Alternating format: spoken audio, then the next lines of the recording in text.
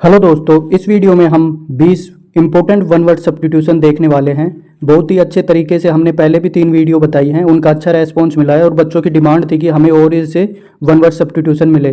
तो हमने 20 one word substitution और बनाए हैं जो कि बहुत ही इंपॉर्टेंट है। उसका हिंदी अनुवाद लिखा है ताकि 4 वन वर्ड सब्स्टिट्यूशन एक साथ याद हो सके और उनमें कोई भी कन्फ्यूजन ना रहे। तो यहाँ पर देखिए, फर्स्ट है story told to illustrate a moral और स्पिरिचुअल ट्रूथ।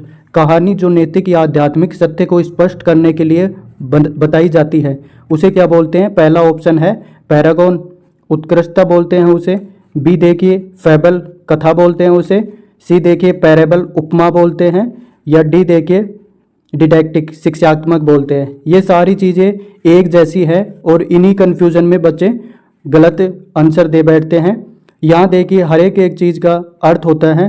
पैरागॉन होता है उत्कृष्टता, और फैबल होती है एक नैतिक कथा होती है, और पैराबल भी ये उपमा होती है, ये भी कथा होती है। अब इन दोनों में ज़्यादा कन्फ्यूजन रहता है। फैबल एक ऐसी नैतिक कथा है जैसे निर्जीव सजीव के लिए होती है और मानव के लिए ना होती है। तो जैसे कि खरगोश और कछुए की चाल से हमें क्या शिक्षा मिलती है, इस तरह की कथाएं होती है, वो फैबल्स कहलाती हैं। और नैतिक और आध्यात्मिक सत्य के बारे में अगर बात करें तो वहाँ पैरेबल होगा, उपमा होगी। जैसे कि बाइबल में बताया गया है कि मानव की मदद करनी चाहिए, मानव के लिए ये चीज़ करना चाहिए, जो मानव की शिक्षा से संबंधित हो वहाँ पर पैरेबल होगा।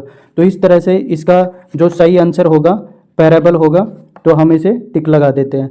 उसी तरह से यहाँ देखिए सेकंड क्वेश्चन रहेगा concerning life in A city, कि सिटी में रहने वाली, शहर में जीवन से संबंधित, उसे क्या बोलेंगे? यहाँ फर्स्ट ऑप्शन है ट्राइबल, आदिवासी। बी देखिए रूरल, ग्रामीण। सी देखिए अर्बन, शहरी। और डी देखिए रेशियल।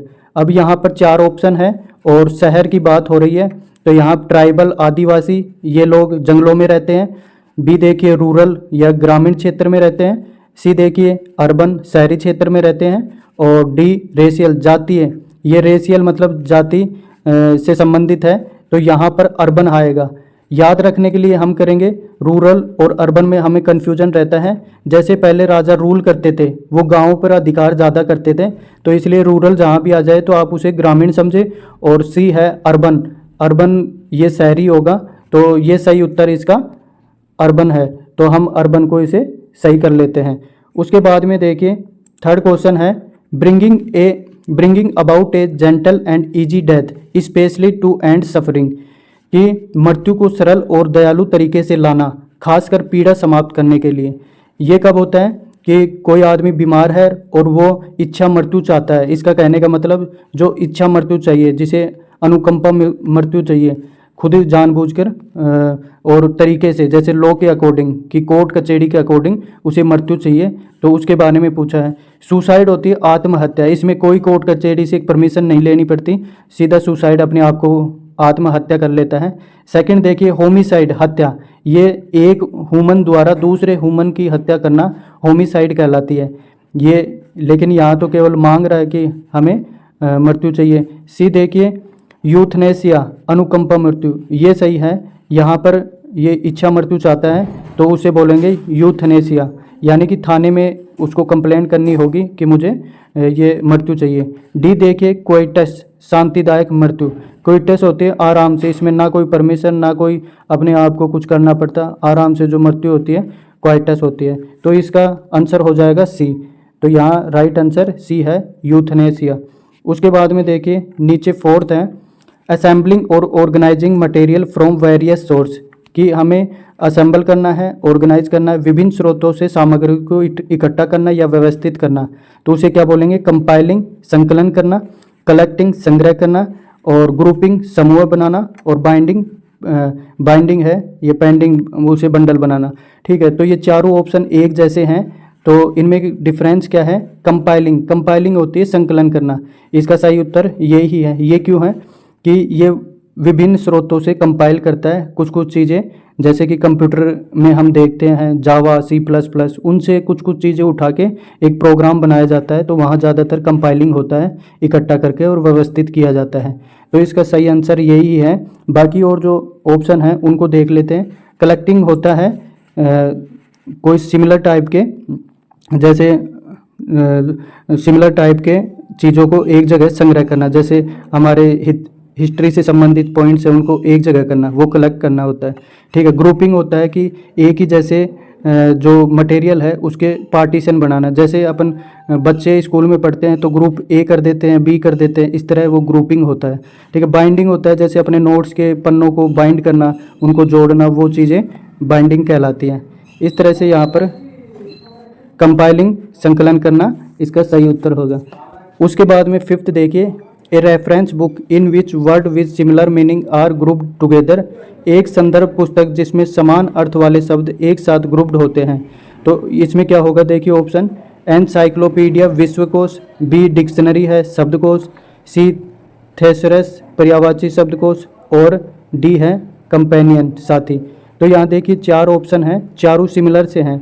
यहाँ सही उत्तर क्या होगा, यहाँ थेरेसिस होगा, ये सही उत्तर है। ये क्यों है, यहाँ देखिए एनसाइक्लोपीडिया होती है विश्वकोश कि कोई भी जानकारी आपको विश्व स्तर से चाहिए तो वहाँ पर एनसाइक्लोपीडिया होगी।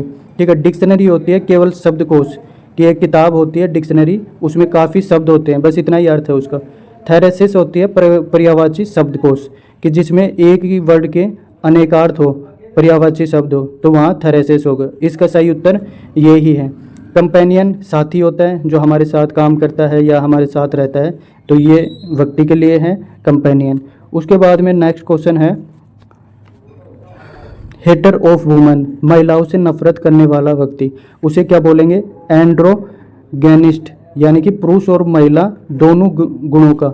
जैसे अपन एंथ्रोलॉजी पढ़ते हैं कि दोनों मानव से संबंधित जिसकी स्टडी की जाए, तो यहाँ पर पुरुष और महिला दोनों का ही गुणों वाला व्यक्ति होगा एंड्रोगेनिस्ट। अब कभी भी देखना IST लग जाए तो एक पर्सन के बारे में बात करेंगे। ठीक है। सेकंड देखिए, मिसोगेनिस्ट, महिलाओं का शत्रु, एक व्यक्ति है जो मिसो मतलब होता है शत्रु, और वो किसका ज्ञानी, मतलब महिलाएं ज्ञानी हैं, और उनका शत्रु कौन है, एक व्यक्ति। ठीक है। मिस एंथ्रोपिस्ट, मिस मतलब शत्रु है, एंथ्रो मानव का, मनुष्य का शत्रु। ठीक है। डी देखिए, ईव टीजर अश्लील मजाक करने वाला व्यक्ति ईव टीजर बोलते हैं उस जिसे। ईव मतलब इवनिंग होती है, टीज मतलब छेड़खानी करना, जो इवनिंग में छेड़खानी करे तो उसके लिए ये ईव टीजर माना जाता है, मतलब अश्लील मजाक करने वाला। तो इसका वुमेन से हेट कौन करता है, महिलाओं का शत्रु, जो कि मिसोगानिस्ट होगा। इसको हम टिक लगा देते हैं, यहाँ सेकंड है मिसोगानिस्ट। ठीक है। सेवंथ देखिए, easy to save in any desired form, कि कोई भी अपनी इच्छा अनुसार किसी भी फॉर्म में उसे बदल ले, जिसे किसी भी इच्छित रूप में आसानी से ढाला जा सके, तो उसे क्या बोलेंगे, डक्टाइल। जैसे डक्टाइल लचीला होता है, बी होगा मैलिएबल मुलायम होगा, फ्लेक्सिबल लचीला होगा, और प्लास्टिसाइन। ठीक है।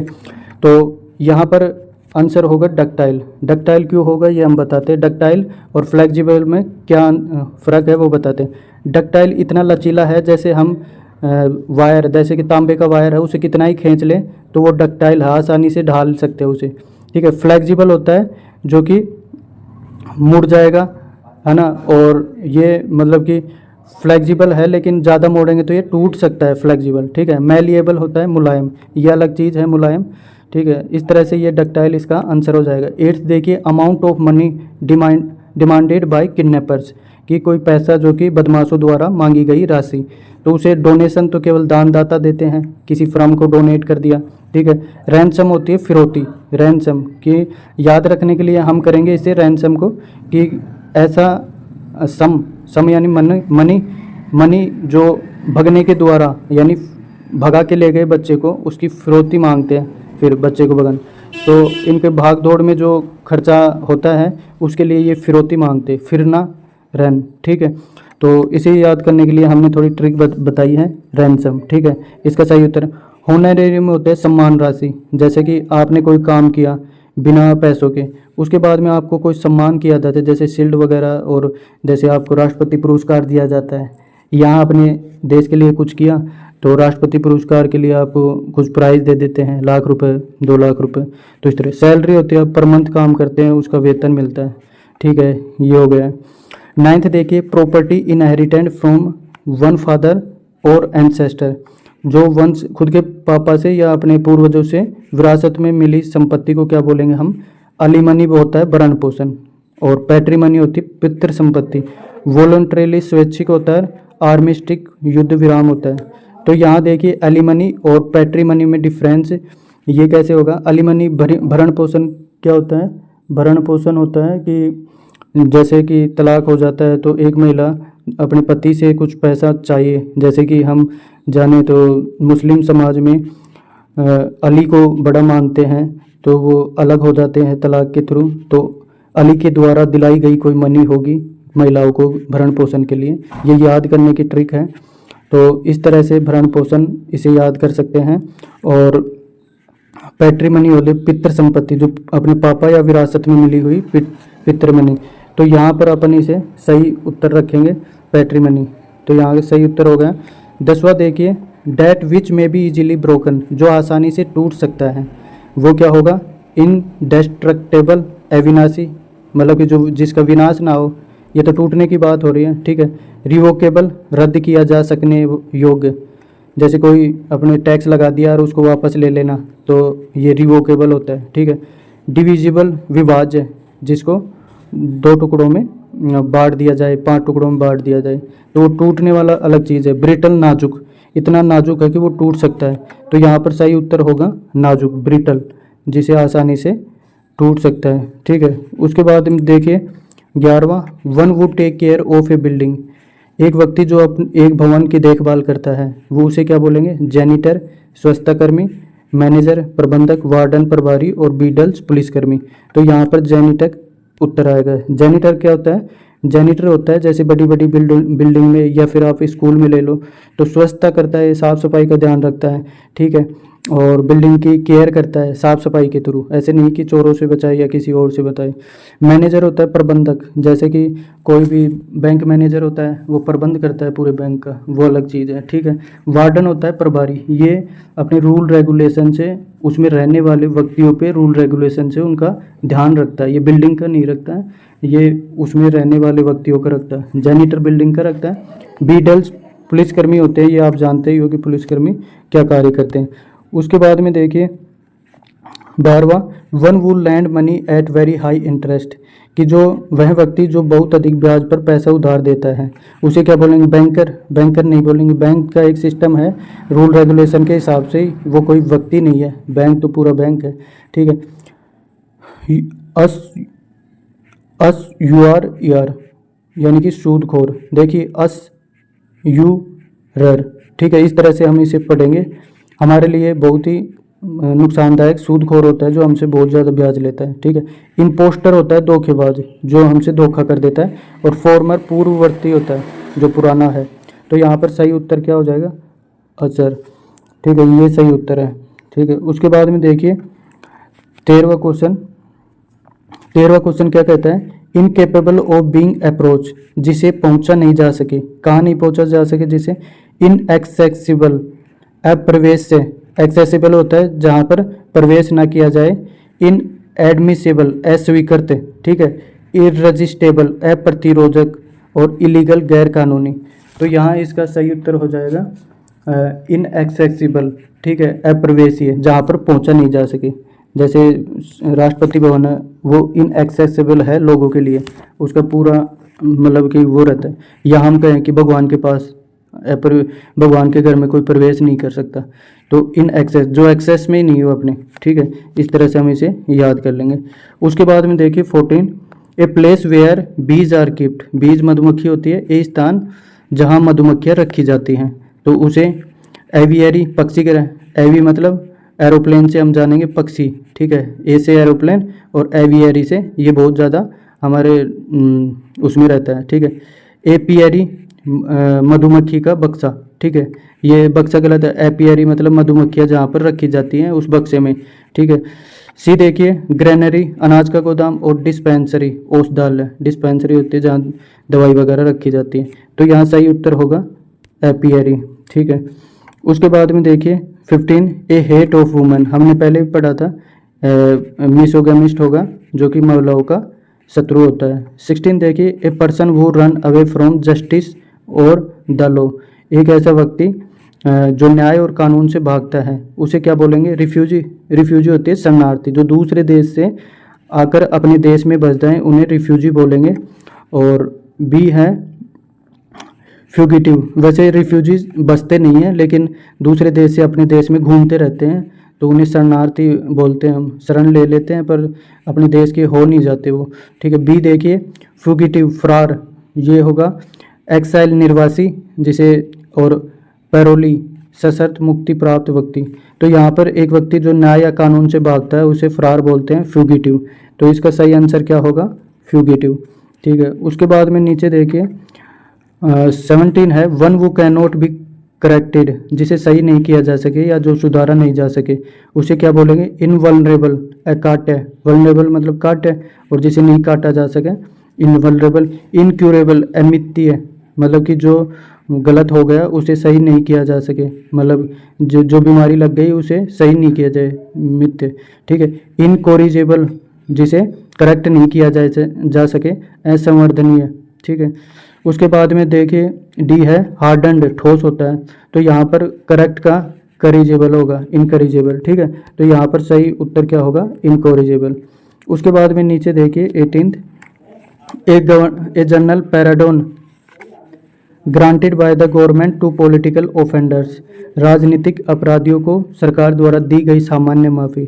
तो उसे क्या बोलेंगे? एमनेस्टी। सामान्य माफ़ी होती है एमनेस्टी। ठीक है, पार्डन होती है एक माफ़ी मांगना, पार्डन। ठीक है, एक्सक्यूज अनुज्ञा करना, और होनेस्टी ईमानदारी होती है। तो यहाँ हम अपराधियों को सरकार द्वारा माफ़ी दिए जाने को एमनेस्टी बोलेंगे। उसके बाद देखिए 19th detail plan of a journey, यात्रा की विस्तृत योजना। ये बहुत पहले बनाई जाती है। इटिनरी, यात्रा कार्यक्रम। तो ये जैसे मुख्यमंत्री कहीं भी जा रहा है तो उसका एक कार्यक्रम पहले ही डाल दिया जाता है कि 9 बजे यहाँ पहुँचेंगे, 20 मतलब कि 9 बजे यहाँ पहुँचेंगे और 10-20 पे यहाँ पहुँचेंगे, इस तरह से डालते हैं। उसे इटिनरी, यात्रा कार्यक्रम बोलते हैं। और ट्रैवलोग, यात्रा का वर्णन करना। जैसे ये ब्लॉगर होते हैं, ये घूमते हैं, तो ये ट्रैवलोग बोलते हैं। ठीक है, सी देखिए ट्रैवल किट, यात्रा किट होती है, और शेड्यूल ये अनुसूची होती है।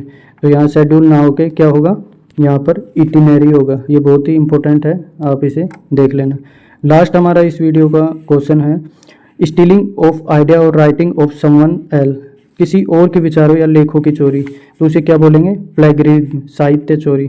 ठीक है, दूसरे ने कुछ लिखा है उसको हमने ये चोरी कर ली है तो प्लेगरिज्म बोलेंगे, जो कि गलत होता है। एल्ट्रुइज्म परोपकारी होता है, एल्ट्रुइज्म दूसरों का उपकार करने वाला।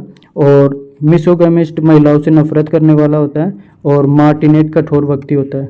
इस तरह से हमने ये 20 इंपॉर्टेंट वन वर्ड सब्स्टिट्यूशन देखे। और भी हम अगर ऐसी वीडियो आप चाहते हो तो लेकर आ सकते हैं। हमारे चैनल को सब्सक्राइब करो, लाइक करो हर एक वीडियो को, और शेयर करो ताकि पता चले कि कितने बच्चे इसमें इंटरेस्टेड हैं। ऐसे ही हम 5-10 अगर वीडियो बना देते हैं, इनसे बाहर कहीं नहीं आने वाला है। तो धन्यवाद आप सभी का।